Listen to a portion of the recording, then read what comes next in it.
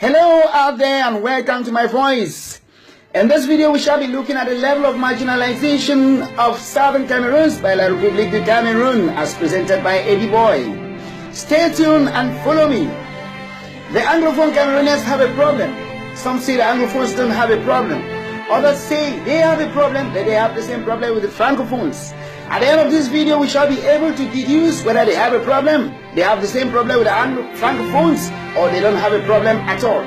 It all started here in 1961 in Fulham, when they welcomed us with sweet words. How nice it is to meet our brothers. As you see the inscription on the banner behind them, little did we know all these were to render us handicapped and porous. They have hinged us like a door for us to be pivoting at the same spot. But this is going to end very soon. Everything they have done to us is adverse. If not of the fact that I have some good friends that are coming from the Francophone zone, I will invite America to come and destroy this bridge at Mongo and build a very thick and high wall. No links at all. And La République would pay for it. Let us now go a little bit retrospective to look at some institutions in the Southern Cameroons that were maliciously closed down by La République. The first on the list is the West Cameroon Electricity Corporation, PowerCam.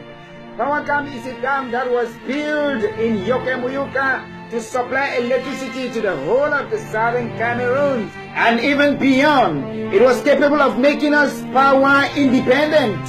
But everyone was dumbfounded when it was intentionally closed down by La République du Cameroon so that we will continue to depend on them, on energy. And that is what we are not having today. As we frequently spend days without electricity on our zone, it saw the first chartered electrical engineer by name Mr. Ebaitro Akpotoko Mbiwan, who was installed the first general manager by President Amadou Ahidjo himself, as you can see on the pictures. He reigned from 1962 to 1968. May his soul rest in peace. The next is the Cameroon Bank. Cameroon Bank was an Anglophone bank that was created by Dr. Jongu Fangcha himself. The biggest in the Cameroons and one of the fastest growing banks in the whole of West Africa at the time. It was also intentionally killed and buried by La République. The list continues with the marketing board, which was a board meant to process and breed cash crops like cocoa and coffee, Southern Cameroons. It informed the Anglophone farmers of the grade of their cocoa and coffee before it was shipped to the world market. It was also a powerful organization, financially healthy, and was sponsoring big football teams in the Anglophone Cameroons like Kamak Bamenda and Kamak Kumba. It was also brought down, damaged, killed and buried by La République du Cameroon. What a sad situation we have gone through. Next is the Cameroon Cooperative Societies, which was a Dutch culture implanted in Anglophone Cameroon. It supported farmers financially and materially. Farmers work in cooperative groups. Killed and buried. You think the list is exhausted? Oh, not at all.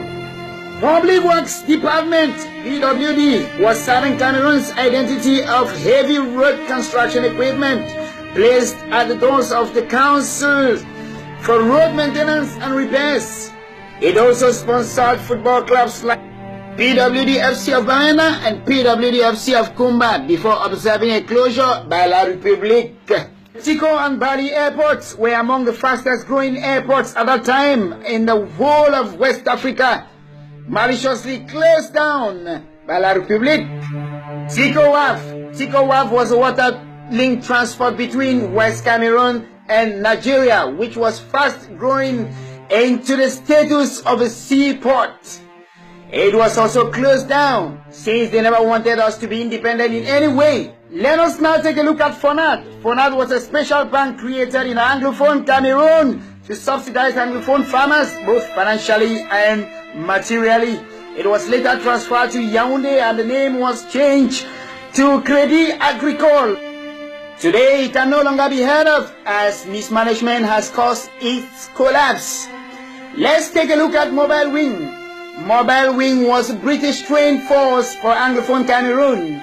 It was later dissolved and replaced by French gendarmes. Take a look at Ndu and Toleti estate that used to be very wonderfully known.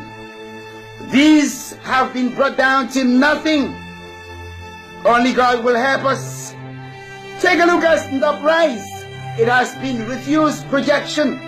They prefer to be importing chemical rice that could cause a lot of havoc in our health. They have intentionally embarked on spending a lot of money developing shallow seaports that are found in their zone in lieu of taking care of the deep seaport that needs only a small touch to serve the nation in a very wonderful way. What a supreme level of marginalization. Take a look at Menchum Fall. Menchum Fall has attracted a lot of foreigners, call them tourists. But it has not attracted La République du Cameroon. They keep admiring it because they know that it could generate electricity that could serve in Cameroon and even far beyond. But they have intentionally abandoned it and they have embarked on spending money, developing small dams here and there because they are found in their zone, which will not even supply us enough energy. Let's take a look at the Kona Agricultural Research Center that was created by the Americans. Later, it was francophonized. And today it is a sham. We can only see a building standing. Medino in Bamenda used to train farmers. They used to move from one place to another, training farmers and educating them on new farming methods. The Trade Center used to have heavy industrial equipment that were used in fabricating spare parts and making other machines. It was also brought down to nothing. The next institution they are not plotting to dissolve is our consortium, but God is our strength. Martin Luther King Jr. teaches us something about freedom, and I quote, "Freedom is never voluntarily given by the oppressor. It must be demanded by the oppressed." End of quote.